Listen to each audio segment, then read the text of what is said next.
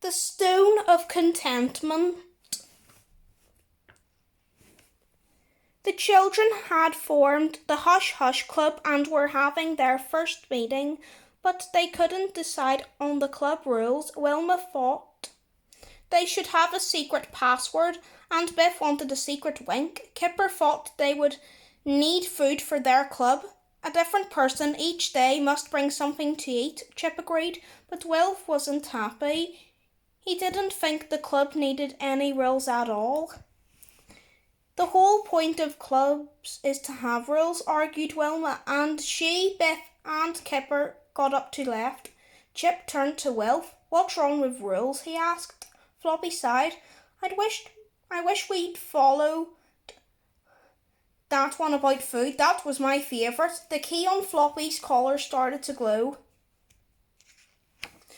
Suddenly, Wilf, Chip and Floppy were pulled into a vortex of wonderful colours and lights. They were whirling round and round, faster and faster. They landed in front of a beautiful castle where the drawbridge was just being lowered. A sad-looking queen approached them and took a sword from a pile on the floor.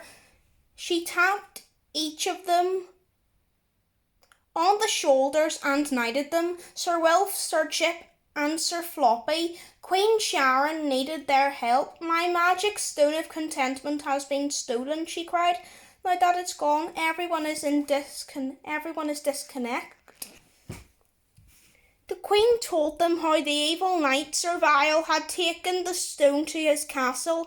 He broke our golden rule, she continued. Never remove the magic stone. Chip and Wilf agreed to help Queen Sharon and retrieve the stone from Sir Vile's castle. As they were leaving, the Queen turned to them with a warning.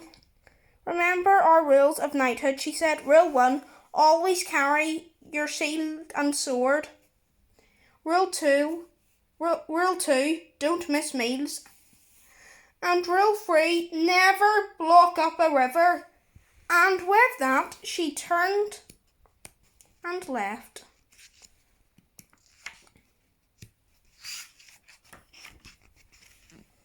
Wilf scratched his head. Never block up a river, he said. That's a strange rule. Chip was trying to lift the heavy shield, but wasn't having much luck. And don't miss meals, he grumbled. What kind of a rule is that? We've got to follow the rules, argued Wilf. Look what happened when Sir Vile broke the golden rule about not removing the magic stone of contentment.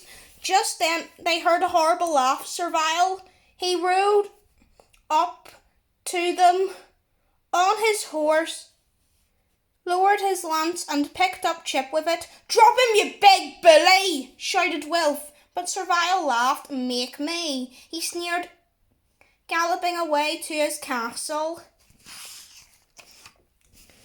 Wilf and Floppy set off to rescue Chip and came to a river with a broken bridge. How were they going to get across? Wilf had an idea. He pushed some rocks into the river for him and Floppy to walk across. Floppy looked at him in disappear. What was that rule about not blocking a river, he thought.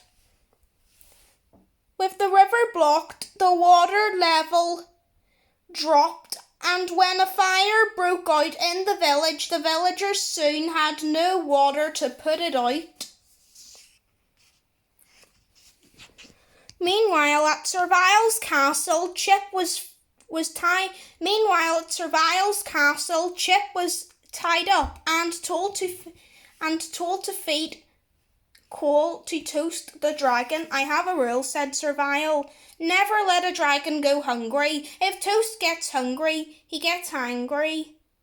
And when he gets angry, he burns villagers. Sir Vile let out a wicked laugh as he left to go for a nap. While Toast had eaten enough coal, he curled up and went to sleep. Chip was exhausted, but he soon perked up when he saw Wilf and Floppy coming to rescue him. Floppy raced over and chewed the ropes to free Chip while Wilf grabbed the magic stone of contentment. Wilf, Chip and Floppy were just making their escape when there was a loud roar behind them. Toast was awake. "Run!" cried Wilf. As they dodged the flames coming from the dragon's mouth, Survival was awake now too, and he and the dragon were hot on their heels. Eventually, Wilf, Chip and Floppy came to stop by the river. Wilf handed the magic stone to Chip and told him and Floppy to wait by the rocks that were blocking the river. "Then what?" asked Chip. "Wait for my signal," replied Wilf. Wilf ran further along the dried up river and started to jump up and down in front of the dragon. "Can't get me," he taunted as the dragon looked on. Survival was furious. "Get him!" he cried. "I'll get the other one and the dog." At that moment, Wilf gave the signal and Chip removed the huge stone that was blocking the river. Water came gushing down the riverbed, whooshed right into the mouth of the dragon and put out his flames. The villagers sighed with relief as the water gushed through the village and put out the fire. Survival shook his fist at Chip and Floppy, but Floppy kept him at bay with a few fierce growls. "You should stick to the rules," Survival Wilf shouted as he came to join his friends. 1. Never remove the magic stone of contentment. 2. Always wear your shield and sword," added Chip. And 3. Don't mess with Sir Floppy. Thought Floppy and gave another growl. Queen Sharon was delighted to see her 3 knights again. "Now my magic stone is back in its proper place. My queendom is content." Once more she smiled and she presented Wilf with a shield. "Please take this as a token of my gratitude," she said. Then Wilf noticed Floppy's collar. "The key's glowing," he said. "We're going," thought Floppy. Back in the Robinsons' garden, Wilf, Chip and Floppy went to join the others. They were pleased to see him. It wasn't much fun having a hush-hush club with only 3 members. Dad brought out some muffins for them all. As they tucked in, Biff turned to Wilf. "Changed your mind about joining our club?" she asked. "Yeah, I have," Wilf grinned. "On one condition. The Hush Hush Club has a new rule that all the members have to eat a muffin every day. Everyone thought this was a great idea, especially Floppy. Sounds like just my kind of club," he thought. The end.